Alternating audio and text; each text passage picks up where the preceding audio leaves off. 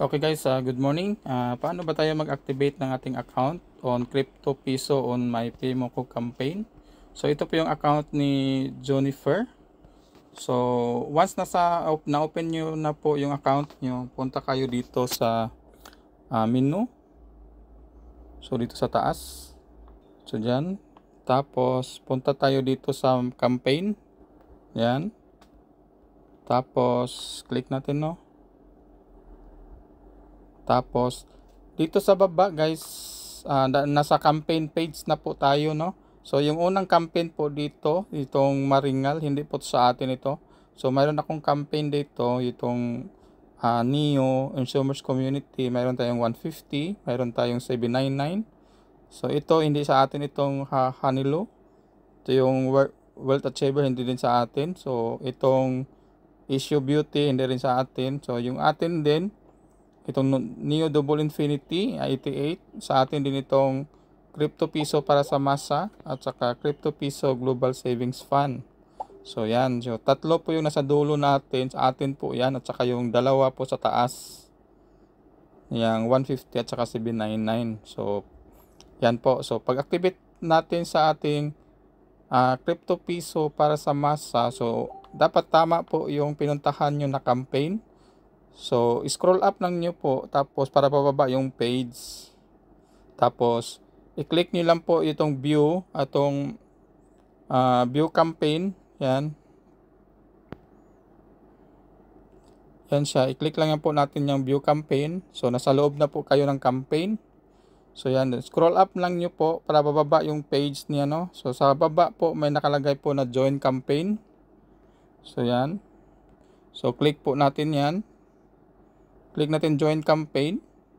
So yan, may details po dyan. So dapat kailangan po natin mayroon tayong balance na 10 pesos po at least, kasi 10 pesos po yung subscription natin dito. Tapos scroll up nyo na lang po.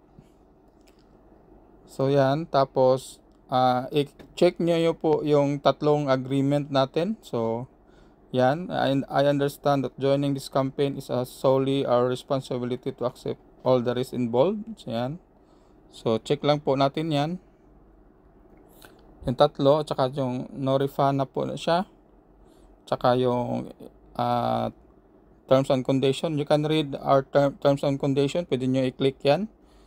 So yan, tapos scroll up nyo lang po para makita yung activate now. So i-click lang po natin yung activate now, automatic na po yan ma-activate. So check natin yung agreement, check, tapos activate. So yan, so ganyan lang po pag-activate ng ating account.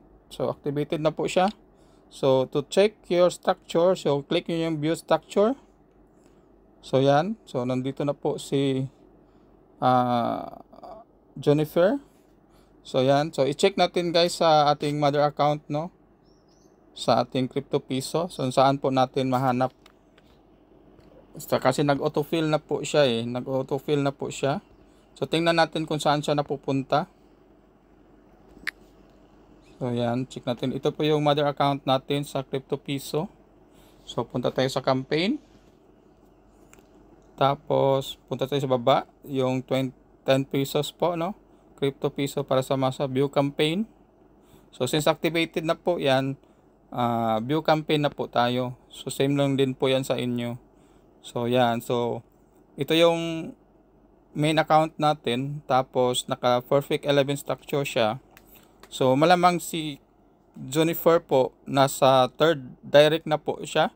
So i-check natin kung nandito ba po siya, no. So yan, automatic na po nakikita, kasi yung first direct natin may 10 direct na siya.